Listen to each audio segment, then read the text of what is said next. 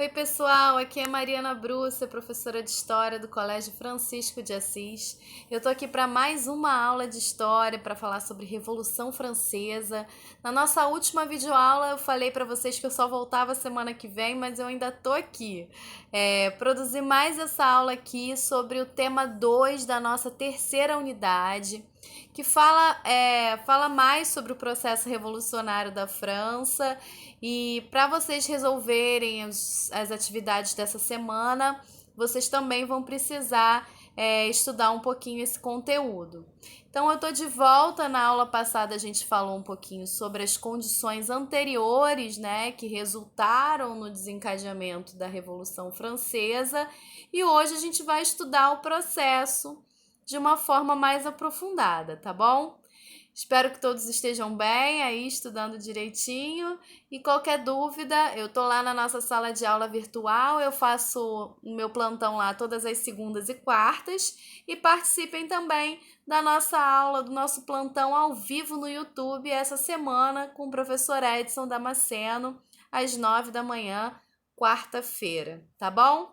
Então vamos para a aula de hoje.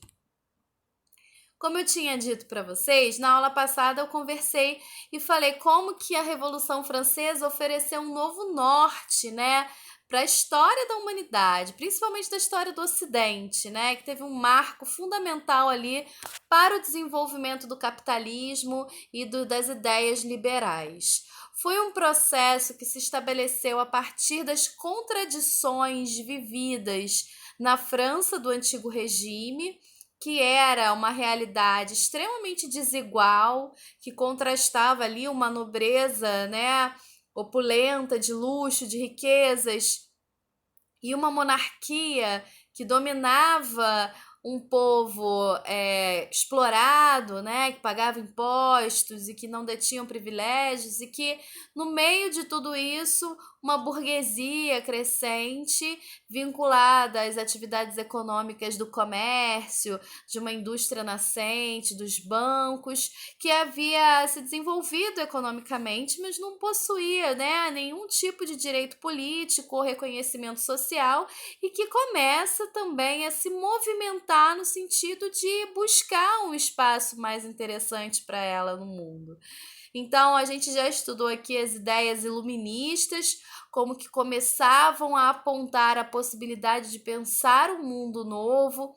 Ocorreu a Revolução Inglesa, que estabeleceu a supremacia do parlamento sobre o rei. Ocorreu a Revolução Industrial. Então, o mundo está em transformação e, nesse sentido, a França ela acaba se tornando uma referência fundamental, porque inaugura justamente um processo revolucionário que vai afetar o mundo, né, contemporâneo. Então, principalmente o mundo ocidental nesse primeiro momento. Então, a gente vai analisar hoje com mais cuidado, né, o que foi esse processo revolucionário, quais foram as suas principais fases, as suas principais medidas, e a partir daí vocês aí sim vão poder fazer os exercícios da semana, tá bom? Então, eu tinha parado na aula passada com esse processo da convocação dos Estados Gerais, né? Como que a França vivia um contexto de crise econômica decorrente de mais colheitas, né? Fome, alta de preços, endividamento por conta também do envolvimento da França na Guerra de Independência dos Estados Unidos, e como a monarquia, tendo à frente ali o rei Luís XVI, decide convocar os Estados Gerais para decidir quais políticas seriam mais eficazes, né, para combater aquela crise que estava gerando uma desestabilidade política muito grande.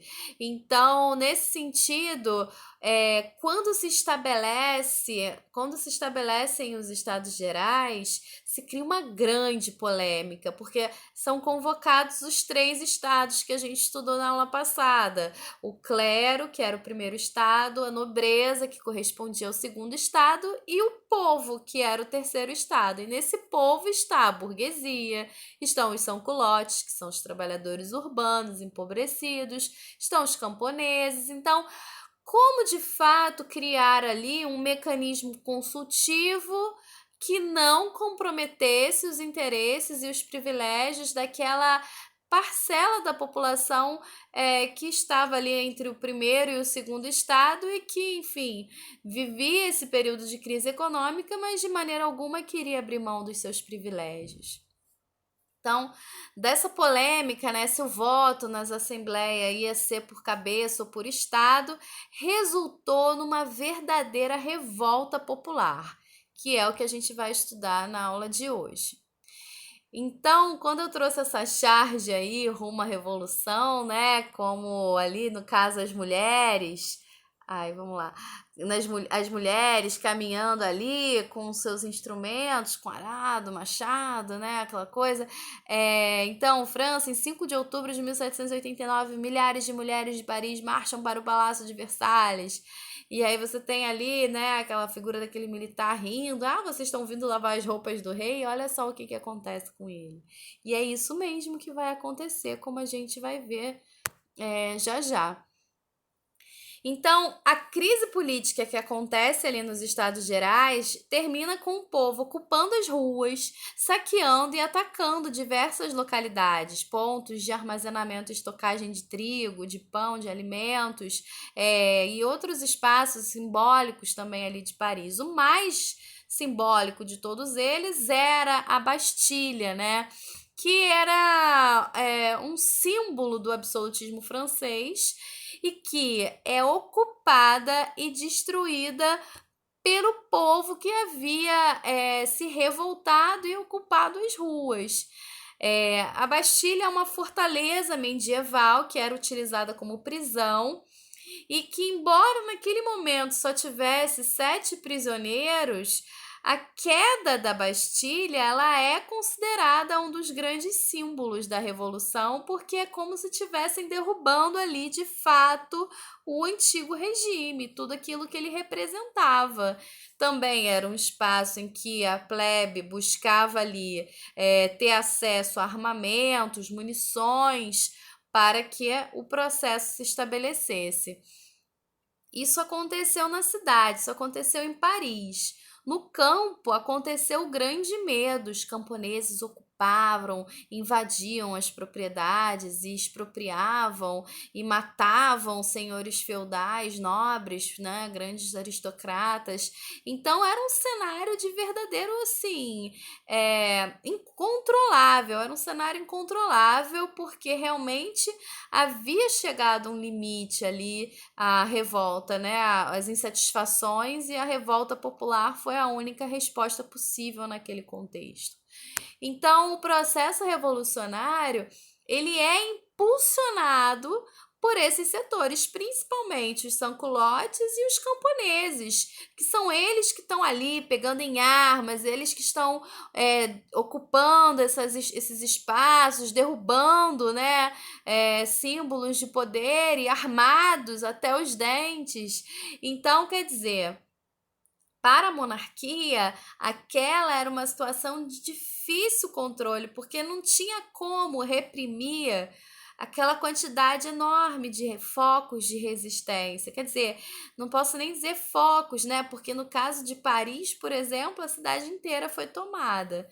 Então, nesse contexto, tanto do ponto de vista assim, de setores mais conservadores e moderados, quanto da própria monarquia, foi entendido que era necessário recuar. Então, se estabeleceu, né, ali o terceiro estado se colocou como Assembleia Nacional Constituinte para elaborar uma nova Constituição. E aí, em 1791, essa nova Constituição é aprovada e aí se estabelece na França uma monarquia constitucional parlamentar, parecido ali com os termos que a gente viu na Revolução Inglesa, aonde o parlamento, a Constituição, teriam maior poder do que o rei. Então, é o fim do absolutismo monárquico. Eles estabelecem também o voto censitário como condição para participar politicamente. Então, você teria uma cidadania ativa e passiva, né? Aqueles que podem participar e aqueles que não podem. Eles estabelecem a tripartição do poder nos moldes liberais, né, como aquele que a gente estudou com Montesquieu, né, o executivo, legislativo, judiciário, separa a igreja do Estado, revoga todos os privilégios feudais e estabelece a não intervenção do Estado na economia. Agora, é interessante que, apesar de todo esse avanço do ponto de vista dos direitos individuais, alguns direitos políticos, do avanço do liberalismo, nas colônias francesas não se questiona em nenhum momento a escravidão. A escravidão ela é mantida, até mesmo porque nesse momento ainda há uma visão racista, né, que rege essas relações econômicas e que, em grande medida, desumaniza aquele que é escravizado e que, portanto, este não seria detentor desses direitos também. Nesse período também da monarquia constitucional, dessa primeira fase do processo revolucionário, é o momento em que se estabelece, que se assina a Declaração dos Direitos do Homem e do Cidadão, talvez um dos documentos mais famosos do Ocidente, né, da modernidade ocidental. Esse documento ele vai justamente estabelecer as bases do novo regime burguês que se instaura com a Revolução e que se assenta nas ideias da liberdade, igualdade e fraternidade. Mas que liberdade é essa? São as liberdades individuais, as liberdades do livre pensamento, o direito de ir e vir, né, a liberdade de organização, entre outros. A igualdade, que igualdade é essa? É a igualdade perante a lei, né? Não é uma igualdade socioeconômica, por exemplo. É uma igualdade de condições ali políticas, né? E a fraternidade, agora, fraternidade entre quem, né? Principalmente entre os homens, como a gente vai observar, as mulheres têm uma participação importante, conquistam vários direitos aí no processo revolucionário, mas o protagonismo é todo concentrado na figura de homens de referência, como a gente também vai ver nos próximos slides. Nesse cenário, a família real francesa vai percebendo que o processo ali era cada vez mais difícil de ser controlado. Então, eles elaboram ali um plano de fuga em que se esperava que, de alguma forma, aquele processo todo não se sustentaria muito tempo. Até mesmo porque, como a gente vai ver também, as nações vizinhas, como a Áustria e a Prússia, logo entram em guerra contra a França para impedir que se propagassem os ideais da Revolução. Então se esperava, se tinha uma expectativa de que logo aquele processo seria derrotado e o antigo regime poderia ser restaurado. Mas essa tentativa de fuga da família real vai ser frustrada e tanto Luís XVI quanto Maria Antonieta vão ser guilhotinados, ou seja, vão perder as suas cabeças. Vamos ver isso já já. Então, a guerra da Rússia, da Áustria e da Prússia, né, que acaba, que acaba sendo derrotada pela Revolução e que, enfim, encerra aí esse projeto, essa expectativa de que esse antigo regime pudesse ser restaurado. É a partir desse momento em que se decide, de fato, por cortar a cabeça do rei, é que o processo revolucionário se radicaliza de fato, e aí a gente vai ter uma outra cara na revolução. E aí se proclama, portanto, a República Jacobina, né? Que vai de 1793 a 1794. O que vai acontecer nesse processo é que a revolução é como Saturno come os seus próprios filhos. O que isso significa, né? A República Jacobina vai ser o período mais radicalizado da Revolução e também o mais contraditório. Na Convenção Nacional havia justamente uma oposição forte entre jacobinos e girondinos, que eram representantes de diferentes setores ali envolvidos nesse processo revolucionário. Vocês têm aí a imagem da Convenção Nacional E aí o que que acontece? Lá do lado esquerdo sentavam os jacobinos e a montanha, né, os sans-culottes, que eram os setores da burguesia média, baixa e trabalhadores urbanos, etc. Então eram esses setores que tinham posicionamentos políticos mais voltados para os interesses das classes populares. Do lado direito da Convenção Nacional estavam os girondinos, que já correspondiam a uma burguesia média para alta, né? E a alta burguesia. Os interesses deles já eram mais moderados, mais conservadores, mais voltados aí para essa classe, né, mais favorecida. Daí que vem a oposição de esquerda direita, né, que a gente conhece até hoje, né? A esquerda geralmente está vinculada com setores, com uma bandeira, com pautas que vão atender mais especificamente os interesses das classes populares, e as direitas estão mais relacionadas aos interesses da classe empresarial, de setores mais favorecidos economicamente. Na planície, está ali a alta burguesia, que corresponde a um setor financeiro, que eles são mais oportunistas, digamos assim. Eles oscilam e se posicionam muito de acordo com seus interesses ali de momento, né? Então, é um campo que é bem significativo aí na Convenção Nacional, que acaba determinando o peso aí desse equilíbrio, mas que de alguma forma não tinha um posicionamento fixo, né? Era mais oscilante. Então você tem essa composição aí que nesse cenário da República Jacobina, no caso, obviamente se fortalece a esquerda, né, sobretudo com os sans-culottes, com os trabalhadores armados e tudo mais, e que acaba protagonizando aí esse processo de radicalização da revolução, que vai ter como medidas principais medidas bem ousadas, né? O sufrágio universal, direito de insurreição, declaram que a responsabilidade do governo promover a felicidade de todos, assegurar os direitos do povo.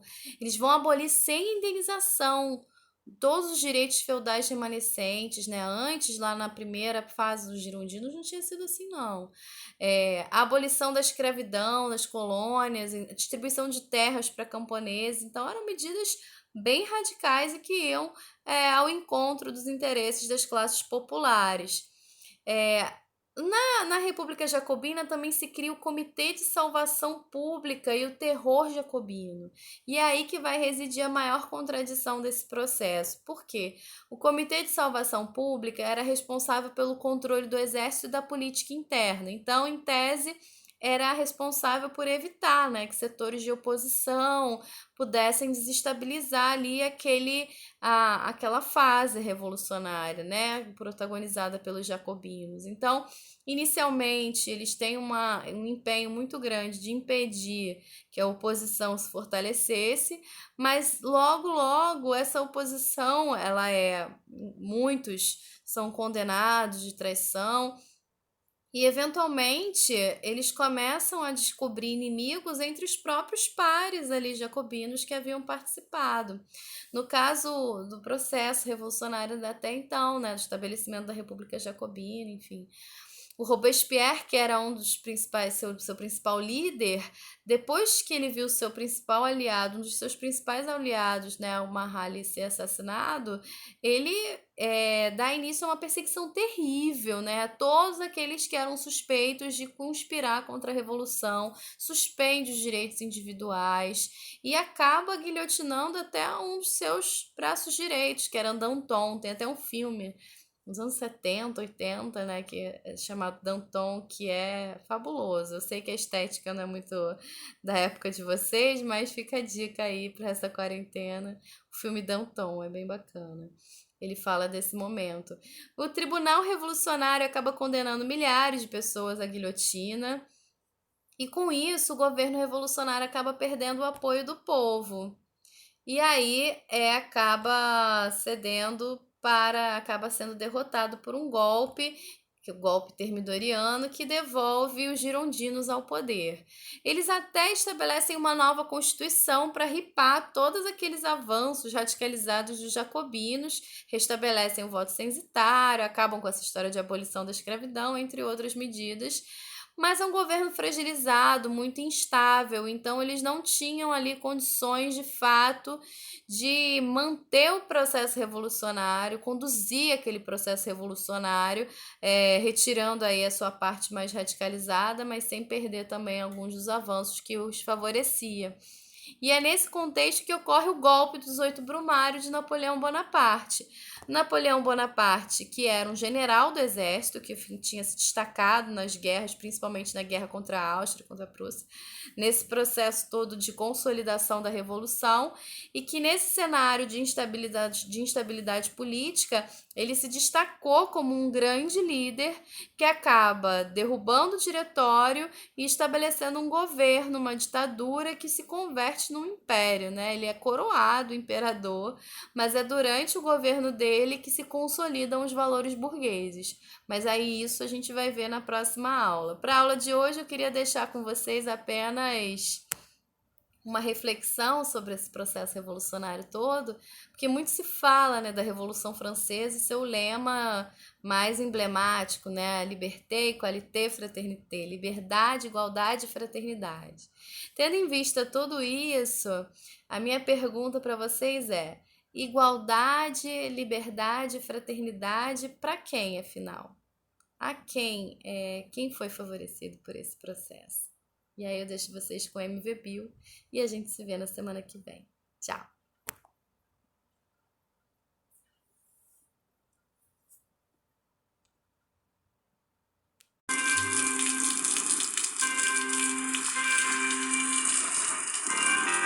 Rio de Janeiro, morre asfalto, favela e condomínio, contraste social.